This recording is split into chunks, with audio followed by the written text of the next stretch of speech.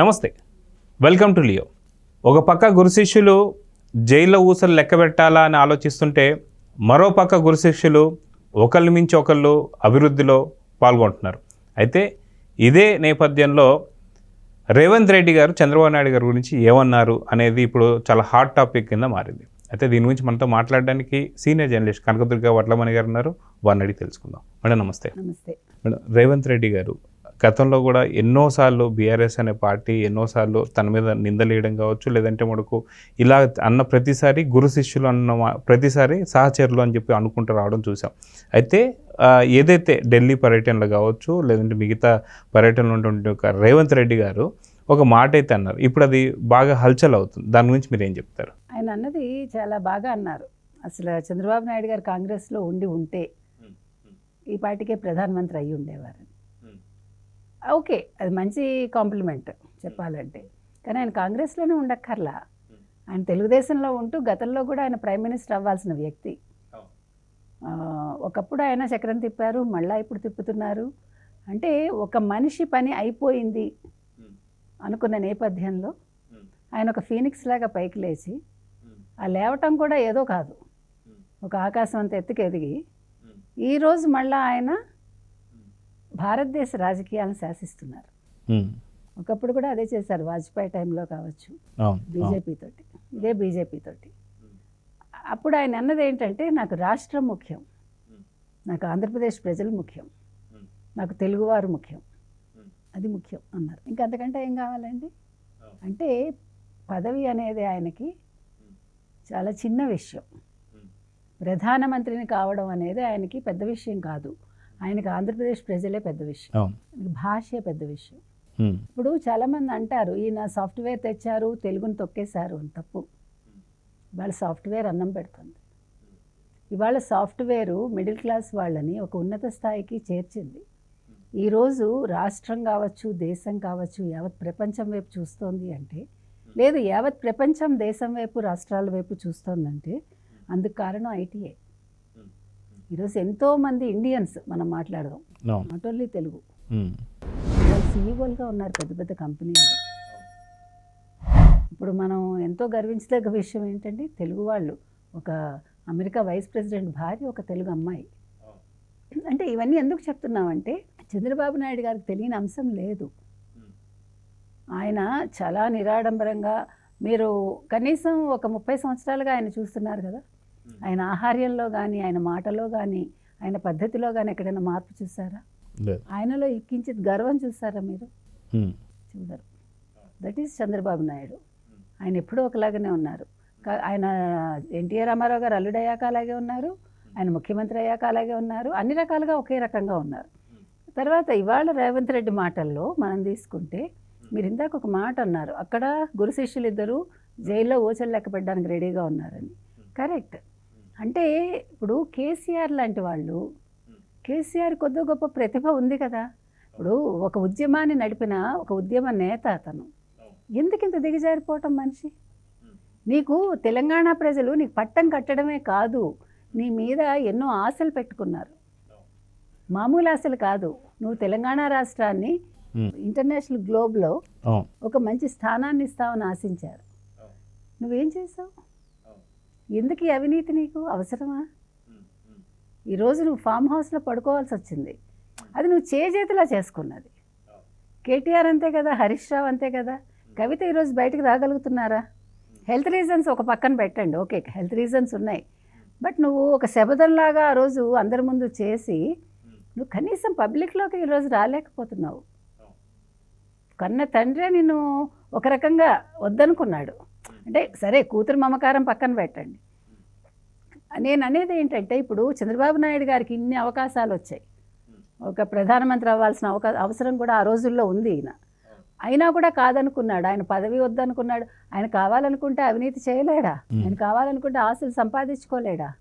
ఇది కాదు కదండి. ఒక రాజకీయ నాయకుడు అనేవాడు ఎవరైనా సరే ఒక మంచి వాళ్ళకంటూ ఒక గుర్తింపు రావాలి, వాళ్ళకంటూ చరిత్రలో ఒక పేజీ మిగిలిపోవాలంటే చంద్రబాబు నాయుడు లాగా పని చేయాలి. అంతేగాని ఇవాళ డబ్బులు వచ్చేసాయి, నేను ఒక 20 తరాలకి నేను సంపాదించి పెట్టేస్తా, ఏమండి రేపు ఎవడు రాజు, రేపు ఎవడు మంత్రి, ఎవడు బతుకుంటాడు, ఎవడు చేస్తాడు ఎవడికి తెలుసు. ఈ ఆస్తులు ఎప్పుడు వెలుగులో కొట్టుకుపోతాయో ఎవడికి తెలియదు. ఆస్తి ముఖ్యం కాదండి. అందుకనే చంద్రబాబు నాయుడిని ఇవాళ మోదీ నమ్మాడు. మళ్ళా నమ్మి తీరాలి. No other option for him. అయితే గతంలో చూసుకుంటే తెలంగాణ ఆంధ్ర, గతంలో తెలంగాణ ఆంధ్రకు సంబంధించిన ఇద్దరు ముఖ్యమంత్రులు గురు శిష్యుల కింద మనం భావించవచ్చు.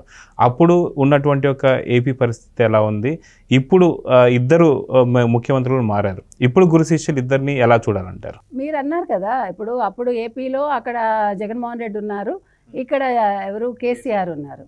కేసీఆర్కి ఆయన ప్రామిస్ చేశాడు, ఎవరు జగన్మోహన్ రెడ్డి, నేను ఆంధ్ర డెవలప్ కాకుండా చూసుకుంటానని. ఖచ్చితంగా డెవలప్ కాకుండా చూసుకుంటాను, ఎందుకంటే ఆయన ఆస్తులన్నీ ఇక్కడ ఉన్నాయి. తెలివైన వాడు ఎవడైనా అలా చేయడండి.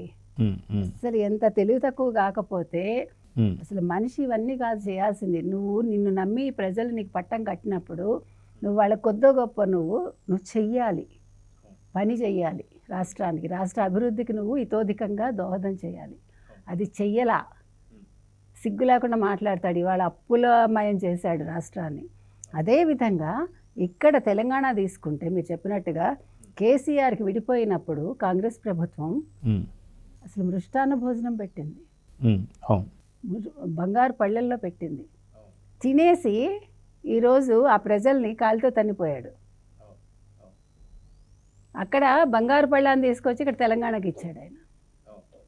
అక్కడ పరిశ్రమలు రాకుండా చేసి, అది ఆ గురు శిష్యులు. అది ఈరోజు వాళ్ళు చేసిన అవినీతికి ఇద్దరు రెడీగా ఉన్నారు, ఎప్పుడు ఎవడు పిలుస్తాడా, ఏ జైలుకి వెళ్ళాలా అని.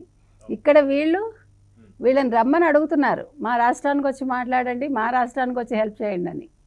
ఇప్పుడు సలహాలు తీసుకోవటానికి రెడీగా ఉన్నారు అందరూ. అది చంద్రబాబు నాయుడు గారండి.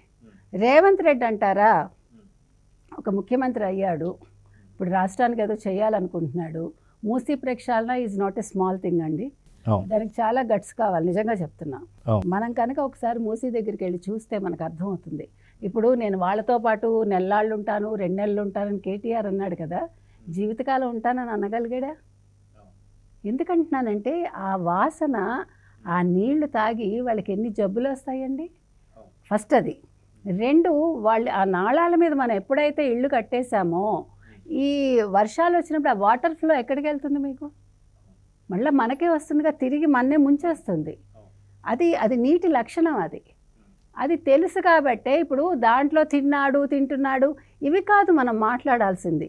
ఏం చేస్తాడు, ఎంత చేస్తాడు, ఎలా చేస్తాడు, దానికి మీరు ఒక అపోజిషన్గా మీరు ఏం చేయగలరు. ఓకే రేవంత్, నువ్వు ముందుకెళ్ళు, నీ వెనకాల నేను ఉంటాను పెద్దవాడిగా అని కేసీఆర్ అనాలి. కేటీఆర్ కూడా అదే మాట అనాలి. అంతేగాని నువ్వు నన్ను జైల్లో పెట్టు, నేను యోగా చేసుకుని బయటకు వచ్చి పాదయాత్ర చేస్తాను, నీ పాదయాత్ర వల్ల ఇక్కడ ప్రజలు ఎంత ఇబ్బంది పడతారు. ఒక్కొక్కడు పాదయాత్రలు చేసుకుంటూ పోతే మీకు అసలు ఇంత డబ్బులు ఎక్కడి నుంచి వస్తున్నాయి? ఒక ఊరు వెళ్ళి రావడానికి మనకి 100 సార్లు తడుకుంటాం మనం. అయ్యో ఇప్పుడు 3,000 అవుతుందా, 5,000 అవుతుందా అని. మీరు పాదయాత్ర చేస్తే ఒక్కళ్ళు చేస్తారా? మీతో పాటు 100 మంది సర్వెంట్స్ మీకు. ఆ కారుకే, అదే ఆ వెహికల్కే ఎంత అవుతుంది? అందుకని అసలు ప్రజలు ఫస్ట్ ఇది గుర్తించాలండి. ఎవడైనా పాదయాత్రకి ఇట్లా వస్తే కనుక అయితే అంటే ఒళ్ళు బలిసి మనం అనేది. నిజంగా అవసరమైనప్పుడు రాజకీయ నాయకుడు వస్తే రానివ్వండి, ఆహ్వానించండి. కానీ ఇట్లాగ వాళ్ళకి కష్టం వచ్చినప్పుడు, వాళ్ళు అవినీతి చేసి జైలుకి వెళ్ళి బయటకు వచ్చినప్పుడు మీరు పాదయాత్రను అడ్డుకోండి అంటున్నాను. అయితే ఇప్పుడున్నటువంటి ఒక ఏపీ తెలంగాణ సత్సంబంధాన్ని, రేవంత్ రెడ్డి చంద్రబాబు నాయుడు మధ్య ఉన్న సత్సంబంధాన్ని ఎలా చూడాలంటారు? ఖచ్చితంగా ఇచ్చిపుచ్చుకునే ధోరణేనండి.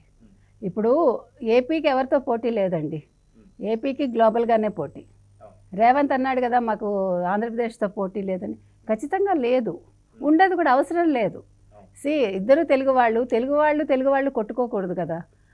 ఎప్పుడు కూడా భాషాభిమానం ఉండాలండి మనిషికి.